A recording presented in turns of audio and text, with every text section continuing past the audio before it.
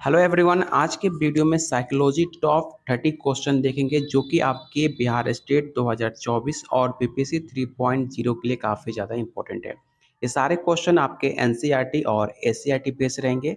आज के top 30 question से आप खुद को एक आइडिया लगा पाओगे कि आपकी तैयारी कितनी हो चुकी है और आपको कितनी और ज़्यादा मेहनत करने की ज़रूरत है। तो वीडियो के सारे क्वेश्चन अटेम्प्ट करना और लास्ट में मुझे बताना कि आप टॉप 30 क्वेश्चन में आपने कितने क्वेश्चन राइट करे। उससे पहले आपको बता दें, अगर आप साइकोलॉजी बीपीएससी 3.0 या स्टेट 2024 की तैयारी कर रहे हैं तो आप लोग के लिए एक बेहतरीन मौका है। साइकोलॉजी के लिए प्रैक्टिस सेट प्लस थ्योरी दिया जा रहा है जिसके अंदर आपको 1500 plus question answer with explanation के साथ दिया जा रहा है सिर्फ 200 रुपीज़ के अंदर। अगर आप एनसीईआरटी चैप्टर वाइज क्लास 11 और 12 का क्वेश्चन आंसर चाहते हैं सिर्फ आपको 151 पेमेंट करना होगा, जो कि मैंने अपने यूट्यूब चैनल पे एनसीईआरटी क्लास 11 और 12 ऑलरेडी मैंने करा रखा है। अगर आपने वीडियो नहीं देखा है तो आप जाकर वीडियो के प्लेलिस्ट में ज़रूर देखिएगा, क्योंकि आपके साइकोलॉजी एग्जाम के लिए एनसीईआरटी कंप्लीट होना काफ़ी ज़्यादा ज़रूरी है। अगर आप इसका कॉम्बो लेते हो सिर्फ तो आपको 50 रुपीज़ का डिस्काउंट मिलता है और आपको सिर्फ 300 में आपका सिलेबस 100% कवर हो जाता है आपका साइकोलॉजी का। लेने के लिए आप मुझे इस नंबर पे व्हाट्सअप कर सकते हैं या इस वीडियो के कमेंट बॉक्स में कमेंट कर सकते हैं। और आज का जो पीडीएफ अगर आप फ्री में डाउनलोड करना चाहते हो, फ्री में आप अगर आप चाहते हो इसका पीडीएफ, तो मैं आपको वीडियो के माध्यम से बताऊंगा कि कैसे आप फ्री में इसका पीडीएफ को डाउनलोड कर सकते हो। तो बस वीडियो के अंत तक आप बने रहिएगा और सारे क्वेश्चन को अटेम्प्ट कीजिएगा और बताइएगा कि आपका स्कोर क्या रहा। पहला क्वेश्चन है, कोलर ये सिद्ध करना चाहता था कि सीखना क्या होता है। पहला ऑप्शन है, एक ऐसी स्थिति जिसमें व्यक्ति पशु से श्रेष्ठ है। सेकंड ऑप्शन है, स्वयात यादृच्छिक क्रिया है। या ऑप्शन सी, संज्ञानात्मक संक्रय है। या ऑप्शन डी, परिस्थिति के विभिन्न अंगों के प्रत्यक्षीकरण होते हैं। अगर आपने कोलर का सिद्धांत पढ़ा होगा तो आपको पता होगा कि कोलर अपने सिद्धांत में क्या साबित करना चाहता था। अगर आपको पता है तो आप कमेंट बॉक्स में बता सकते हो कि कोलर ने कौन सा सिद्धांत दिया था। तो इसका राइट आंसर क्या होगा? तो इसका राइट आंसर ऑप्शन सी होगा, संज्ञानात्मक संकार्य होता है। ऑप्शन सी आपका राइट आंसर होगा। सेकंड क्वेश्चन है, किसी भी नई भाषा को सीखने के लिए कहाँ से स्टार्ट किया जाना चाहिए। काफ़ी आसान सा क्वेश्चन है। आपको पता होगा कि किसी भी नई भाषा को सीखने के लिए कहाँ से हमें स्टार्ट करना चाहिए, आपको ये बताना है। पहला ऑप्शन है, अक्षरों और शब्दों के मध्य साचार्य से। ऑप्शन बी है, वाक्यों के निर्माण से। या ऑप्शन सी, शब्दों के निर्माण से। या ऑप्शन डी, इनमें से कोई नहीं। तो इसका राइट आंसर क्या होगा? तो इसका राइट आंसर ऑप्शन ए होगा। किसी भी भाषा को आप समझने के लिए उसको स्टार्ट करते किसी किया जाता है तो उसके अक्षरों को उसको शब्द से स्टार्ट करते हैं। चाहे आप इंग्लिश सीखना चाहते हो, चाहे आप हिंदी लैंग्वेज सीखना चाहते हो, चाहे उर्दू सीखना चाहते हो, हर लैंग्वेज का जो उसका बेसिक वर्ड होता है, उसके सिंबल होते हैं, उसको हम जानने की कोशिश करते हैं पहले, उसके बाद हम लैंग्वेज सीखने की ट्राई करते हैं। तो ऑप्शन इसका ए राइट आंसर होगा। क्वेश्चन नंबर थर्ड है, सामूहिक कक्षा में किस प्रकार के छात्र शामिल होते हैं। आपने पढ़ा होगा सीटेट या फिर आपने साइकोलॉजी 11-12 में मैंने आपको एनसीईआरटी में बताया था इंक्लूसिव, आपने नाम सुना होगा इंक्लूसिव क्लास, ठीक है, जिसमें आपके सामूहिक कक्षा हिंदी में बोला जाता है। उसमें कैसे छात्र शामिल होते हैं आपको ये बताना है। पहला ऑप्शन है, केवल विशेष छात्र, सामान्य और विशेष छात्र, केवल सामान्य छात्र। या ऑप्शन डी है, बहुभाषी और प्रतिभाशाली छात्र। तो ऐसे ऑप्शन जहाँ पर सिर्फ केवल वर्ड या इंग्लिश में सिर्फ ओनली वर्ड लिखा हो, ऐसे वर्ड आपके नेगेटिव होते हैं, तो आप इसे आंख बंद करके इसे कट कर दीजिएगा, क्योंकि आपका आंसर कभी ये हो नहीं सकता। तो इसका राइट आंसर क्या होगा? तो ऑप्शन बी हो जाएगा, सामान्य और विशेष छात्र, जिसमें आपको जनरल टू स्पेसिफिक आप इंग्लिश में काउंट करोगे कि सामान्य इंग्लिश में जनरल बोलोगे और विशेष छात्र स्पेसिफिक चाइल्ड, ठीक है। एक सवाल इससे भी और पूछा जा सकता है कि जनरल और स्पेसिफिक चाइल्ड का कॉन्सेप्ट किसने दिया था, ठीक है। तो याद रखिएगा, स्पीयरमैन, जिन्होंने टू फैक्टर थ्योरी के बारे में जिक्र किया था। टू फैक्टर थ्योरी जिसे जीएस थ्योरी भी कहा जाता है, कहीं कहीं पे आप जीएस थ्योरी भी नाम सुना होगा, जिसका मतलब होता है जनरल और स्पेसिफिक। वहीं से आता है सामान्य और विशेष छात्र के बारे में। तो इसका राइट आंसर क्या होगा? तो ऑप्शन बी आपका राइट आंसर होगा। क्वेश्चन नंबर 4 है, अधोलिखित में गणित संबंधी अधिगम अक्षमता को कौन सा पद परिभाषित करता है? ये सवाल काफ़ी ज़्यादा इंपॉर्टेंट है, स्पेशली फॉर स्टेट ये क्वेश्चन काफ़ी इंपॉर्टेंट है, इसे याद रखिएगा और आपको बताना है इसका राइट आंसर क्या होगा। पहला ऑप्शन है निरसता संबंधी दोष, या ऑप्शन बी है पठन दोष, ऑप्शन सी है गणना दोष, या ऑप्शन डी इनमें से कोई नहीं। तो इसका राइट आंसर होगा ऑप्शन सी गणना दोष। याद रखिएगा, बच्चों में गणित संबंधी अधिगम अक्षमता या कोई काउंटिंग नहीं कर पाता हो या कोई नंबर ना पहचान पाता हो उसको कहा जाता है डिस्कोलिया। ठीक है, जिसमें आपके दो अंकों में कौन सा बड़ा अंक है कौन सा छोटा अंक है उसको ना पहचान पाना डिस्कोलिया कहते हैं, जिसके अंतर्गत गणना दोष आपको कहा जाएगा राइट आंसर। एक और सवाल पूछा जाता है कि जो बच्चे पढ़ नहीं पाते हैं, जैसे कि यहाँ पे क्या लिखा है वो बच्चे नहीं पढ़ पाते उसको क्या कहते हैं? तो उसको हम डिस्ग्लोसिया कहते हैं। जो बच्चे पढ़ने में अक्षम होते हैं, जो पढ़ नहीं पाते उसको कहा जाता है डिस्लेक्सिया। एक और सवाल पूछा जाता है कि जो बच्चे लिख नहीं पाते हैं उसको क्या कहते हैं? तो उसको हम डिस्ग्राफिया कहते हैं। ये 3 क्वेश्चन है जो कि आपके एग्जाम में बार-बार रिपीट होता है, इसे आप नोट डाउन ज़रूर कर लीजिएगा। तो इसका राइट आंसर क्या होगा? तो ऑप्शन सी। अगला क्वेश्चन है समावेशीकरण की सफलता के लिए क्या आवश्यक है? पहला ऑप्शन है क्षमता निर्माण का अभाव, सेकंड ऑप्शन है अभिभावकों की भागीदारी का ना होना, ऑप्शन सी है अलगाव, या ऑप्शन डी संवेदनशीलता। तो इसका राइट आंसर ऑप्शन डी हो जाएगा संवेदनशीलता। काफी आसान सा क्वेश्चन था, इसमें किसी को डाउट नहीं होना चाहिए। क्वेश्चन नंबर 6, निम्न में कौन सा इमोशन का तत्व नहीं है?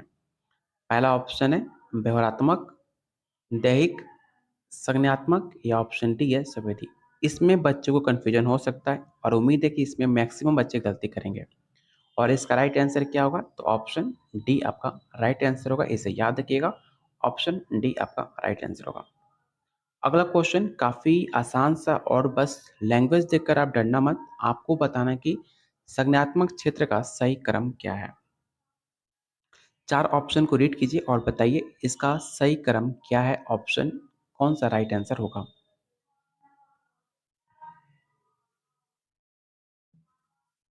तो इसका राइट आंसर ऑप्शन डी हो जाएगा, ज्ञान, अवबोध, अनुप्रयोग, विश्लेषण, संश्लेषण और मूल्यांकन। आपका संज्ञानात्मक का सही क्रम होता है, इसे याद रखिएगा।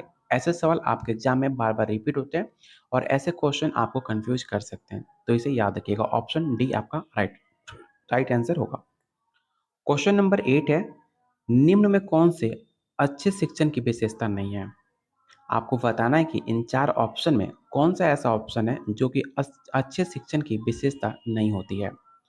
पहला ऑप्शन है स्वेच्छाकारी, ऑप्शन बी है जनतांत्रिक, या ऑप्शन सी सहानुभूतिपूर्ण, या ऑप्शन डी वांछनीय सूचनाएं देने वाले। इसमें आप गलती कर सकते हो, ध्यान से ऑप्शन को देखिएगा और बताइए इसका राइट आंसर क्या हो सकता है। तो इसका राइट आंसर ऑप्शन ए हो जाएगा। ऑप्शन ए आपका राइट आंसर होगा, जो कि आपसे विशेषता नहीं है पूछा गया था। क्वेश्चन नंबर 9 और काफ़ी इंपॉर्टेंट क्वेश्चन है। आपको बताना है कि अभिप्रेरणा का प्रत्याशा सिद्धांत किसके द्वारा दिया गया था? ये सवाल आपके प्रीवियस ईयर क्वेश्चन का पूछा हुआ सवाल है और आप बताइए इसका राइट आंसर क्या होगा। पहला ऑप्शन है डॉक्टर ब्रूम, मास्लो, हर्ज़बर्ग, या ऑप्शन डी है स्किनर। तो इसका राइट आंसर ऑप्शन ए हो जाएगा विक्टर ब्रूम। इसे जरूर वीवीआई क्वेश्चन टिक आउट कर लेना और याद रखना, अभिप्रेरणा का प्रत्याशा सिद्धांत विक्टर ब्रूम ने 1964 में दिया था। याद रखना डेट 1964 में दिया गया था। इस सिद्धांत के द्वारा व्यक्ति तय करेगा कि एक विशेष लक्ष्य को प्राप्त करने के लिए वो अपना आत्मसंयम को कब लागू करेगा, जो कि आपके प्रत्याशा सिद्धांत के द्वारा बताया गया था। तो ऑप्शन इसका ए राइट आंसर होगा। मैस्लो ने कौन सा सिद्धांत दिया था? तो मैंने आपको कई बार बता चुका हूँ, आवश्यकता का सिद्धांत दिया था मैस्लो साहब ने, जिसे आप नीड ऑफ थ्योरी कहते हो। ठीक है, इसे भी याद रखना। स्किनर ने कौन सा सिद्धांत दिया था? तो स्किनर ने ऑपरेंट कंडीशनिंग का सिद्धांत दिया था, जिसे आप हिंदी में क्रिया प्रस्तुत सिद्धांत के नाम से जानते हैं या रिफोर्समेंट नाम से जानते हैं आप स्किनर का सिद्धांत, जिन्होंने चूहों पे और कबूतरों पे अपना प्रयोग किया था। इसे भी आप याद रखिएगा। इसका राइट आंसर क्या होगा? ऑप्शन ए राइट आंसर होगा। स्किनर कौन से वैज्ञानिक माने जाते हैं? तो याद रखिएगा व्यवहारवादी। इन्होंने स्किनर और थॉर्नडाइक ने दोनों मिलकर, सॉरी, आपके स्किनर और वाटसन ने दोनों मिलकर आपके व्यवहारवाद के जनक माने जाते हैं। स्किनर और वाटसन, इसे भी याद रखिएगा। ये सारे कुछ फैक्ट्स थे जो कि आपके एग्जाम के लिए काफ़ी ज़्यादा इंपॉर्टेंट है। ये सारे पॉइंट आप याद रखिएगा। ऑप्शन इसका ए राइट आंसर होगा। और जितने लोग वीडियो देख रहे हो, प्लीज़ आप लोगों से रिक्वेस्ट है कि मैं वीडियो को लाइक और शेयर करने के लिए बार-बार मैं आपसे नहीं कहूँगा।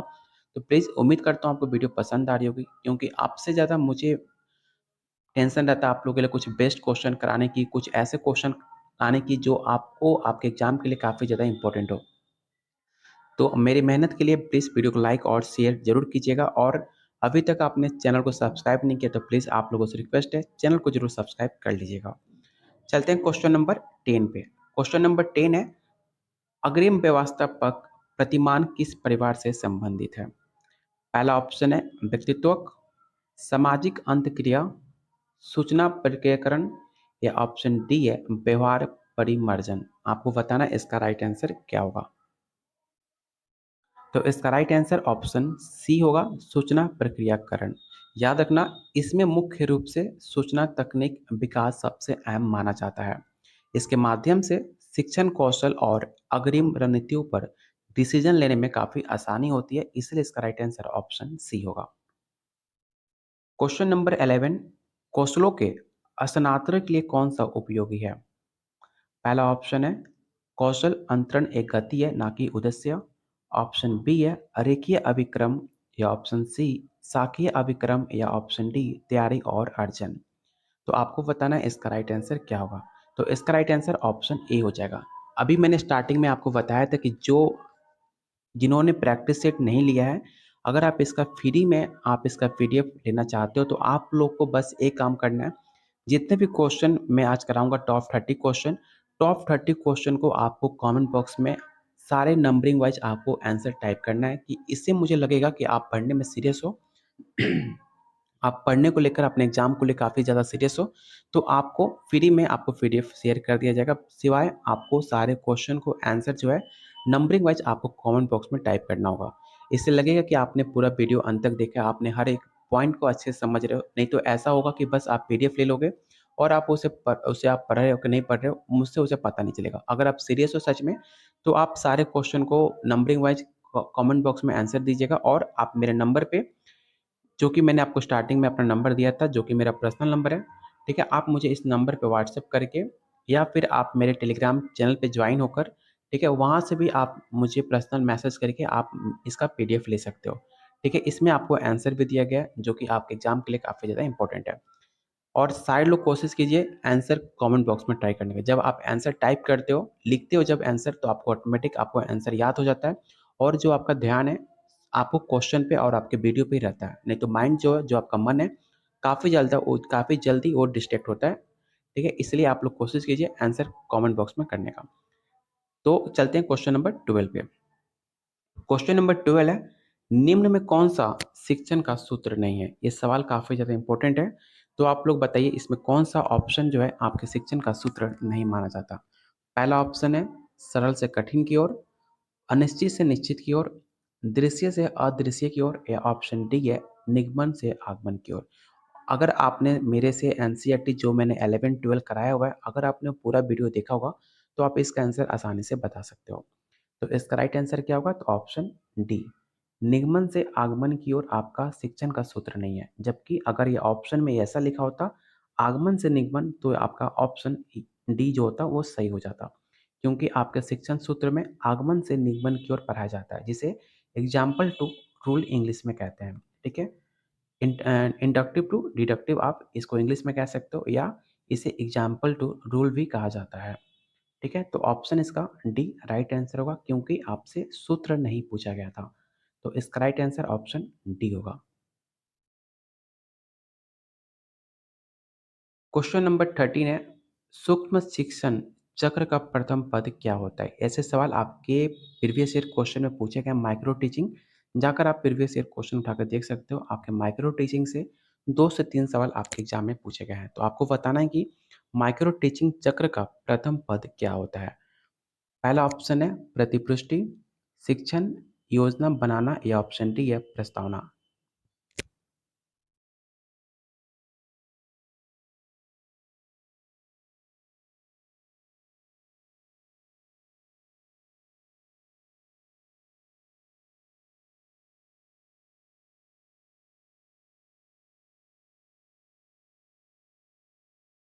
तो इसका राइट आंसर ऑप्शन आपका सी हो जाएगा, योजना बनाना। याद रखना, माइक्रो टीचिंग चक्र में टोटल 6 चरण होते हैं, ठीक है? याद रखना कि माइक्रो टीचिंग में टोटल 6 चरण होते हैं। सबसे पहले आपका योजना बनाना होता है, उसके बाद आपका पाठन होता है, थर्ड पे आपका फीडबैक होता है और चौथे पे पूर्ण योजना और पाँचवा पूर्ण शिक्षण और छठा पे आपका पुनः फीडबैक होता है।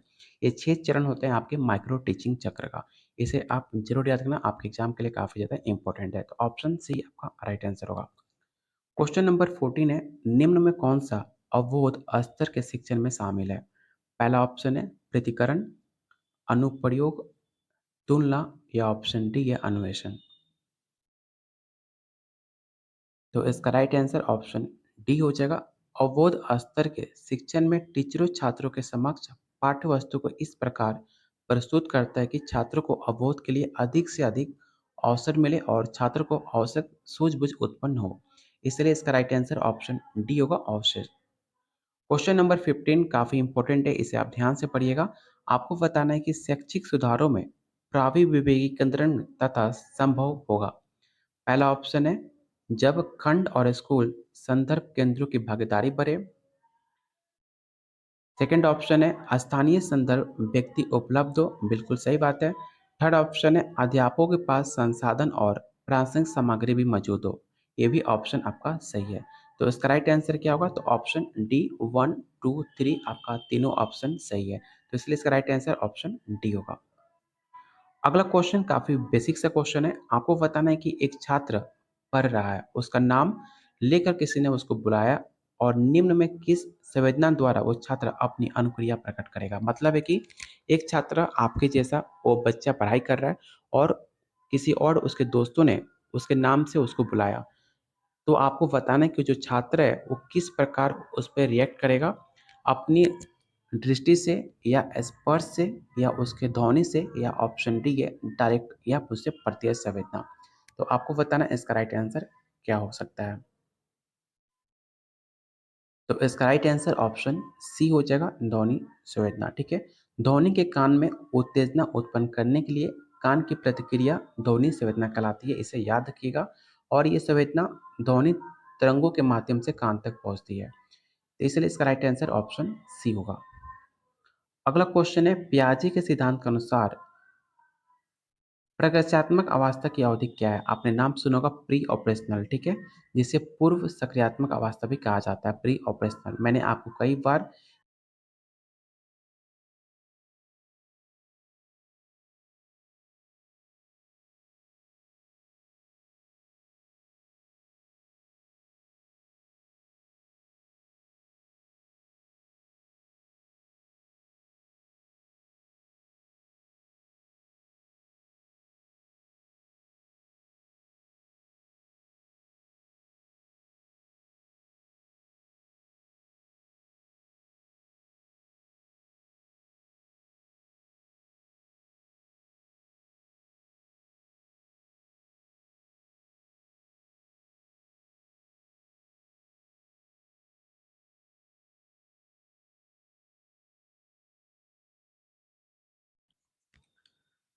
तो मैंने आपको कई बार बता चुका हूँ कि जो प्री ऑपरेशनल होता है वो 2 से 7 वर्ष तक होता है, ठीक है? तो इसका राइट आंसर क्या होगा? तो ऑप्शन सी।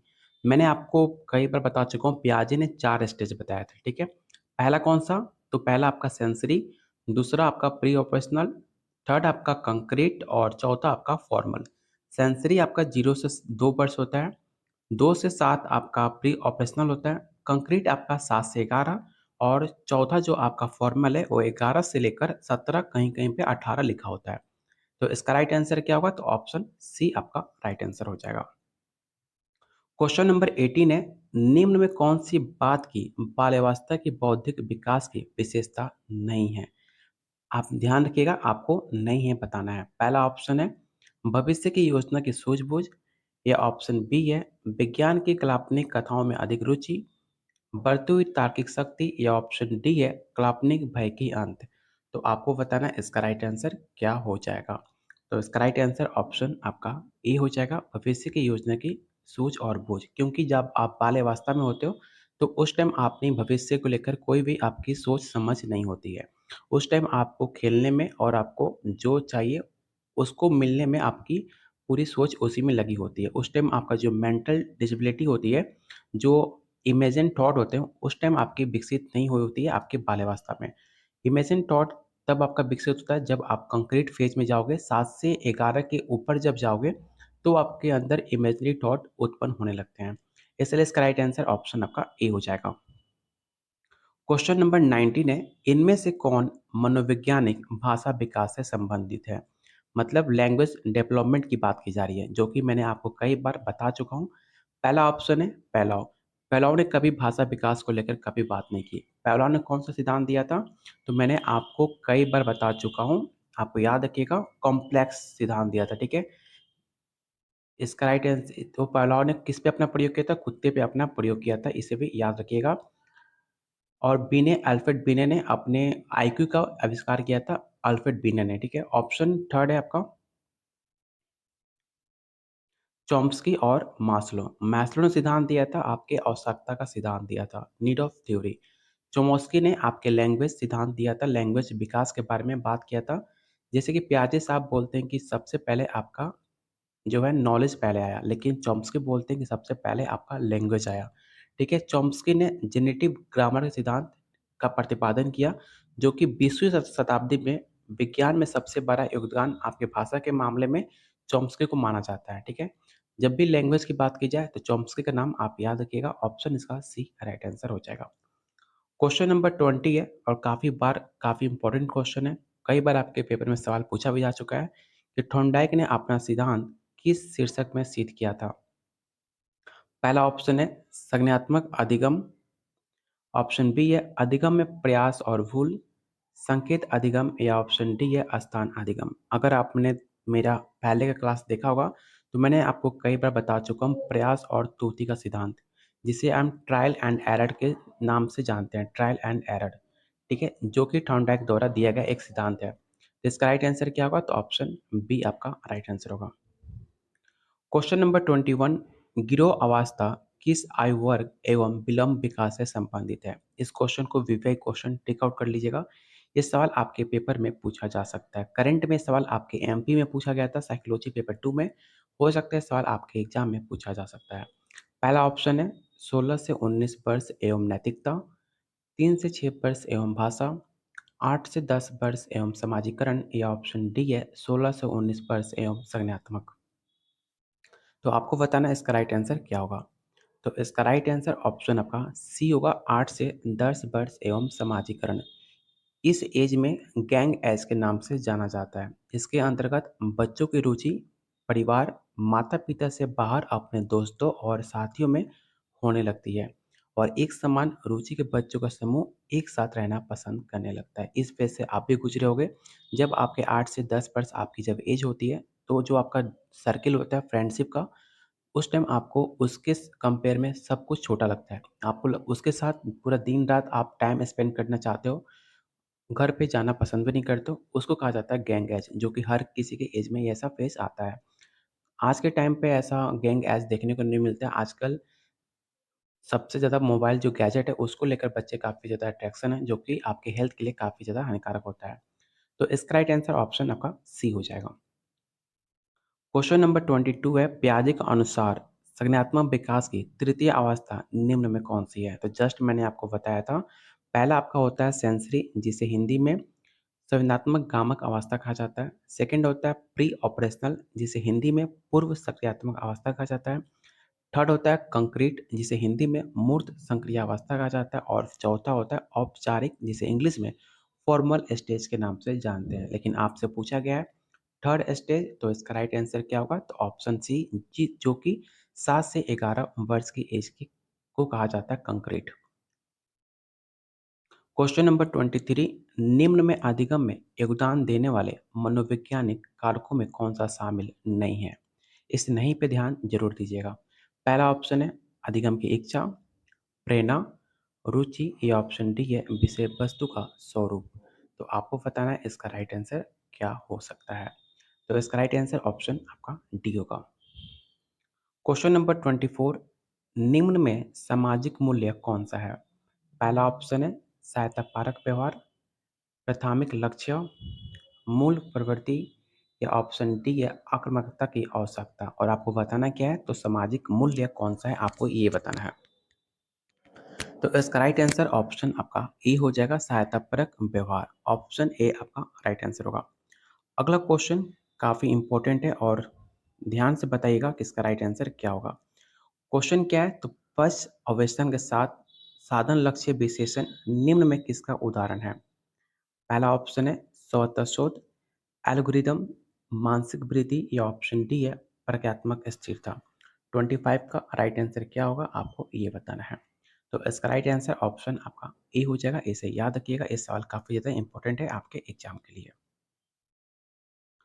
क्वेश्चन नंबर 26 है, सीखने के वक्र अभ्यास द्वारा सीखने की मात्रा, गति और प्रगति की सीमा को ग्राफ पर रिप्रेजेंट करते हैं। ये किसने कहा था। स्टेटमेंट से आपके साइकोलॉजी में 2 से 3 सवाल पूछे गए हैं।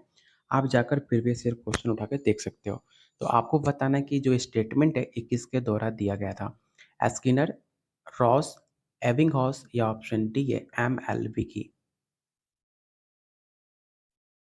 तो ये स्टेटमेंट आपके एविंग हर्स्ट द्वारा दिया गया था। इसे याद रखिएगा, ऑप्शन सी आपका राइट आंसर होगा।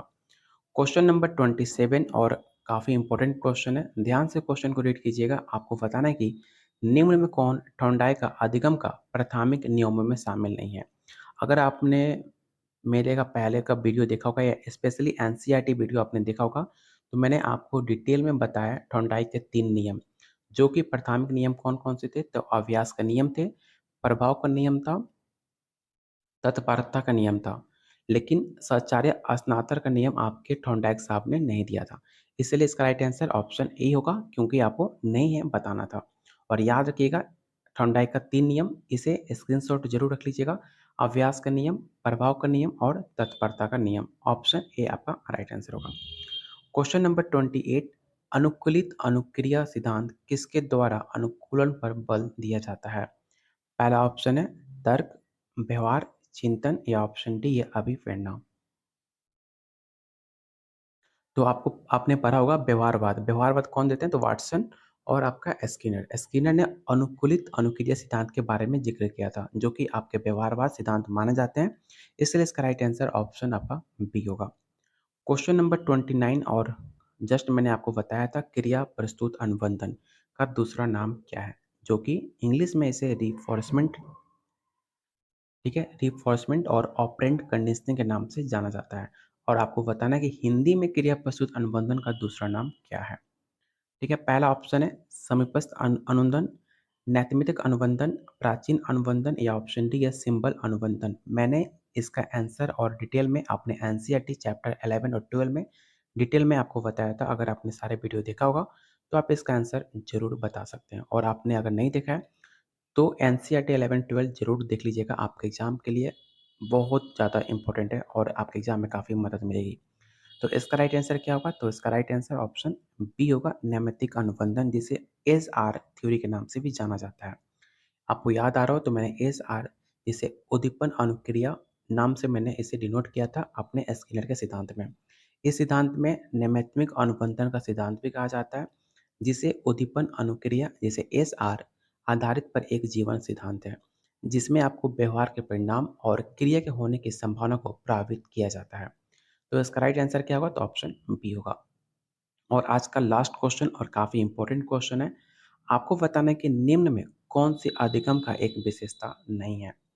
पहला ऑप्शन है अधिगम का अवलोकन प्रत्यक्ष रूप से किया जा सकता है।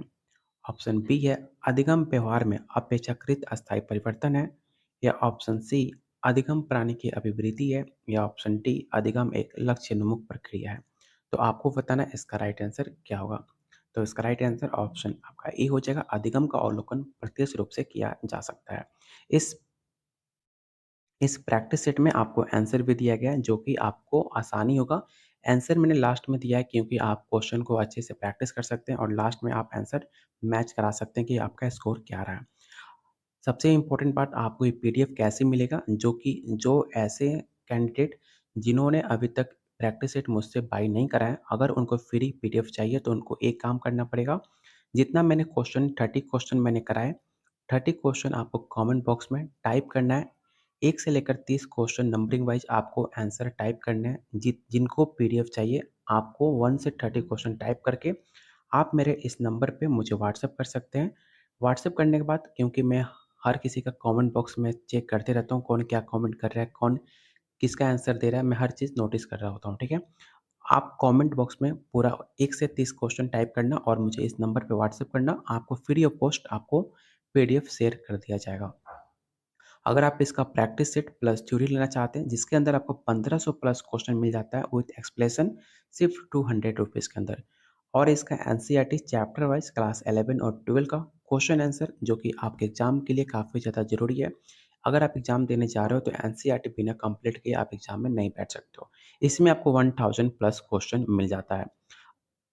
अगर आपका जब तक पेपर नहीं होता है, जितना भी आपके एग्ज़ाम तक जितना भी नए वीडियो आएँगे, सारा पीडीएफ आपको फ्री में दिया जाएगा सिर्फ़ 300 रुपीज़ के अंदर।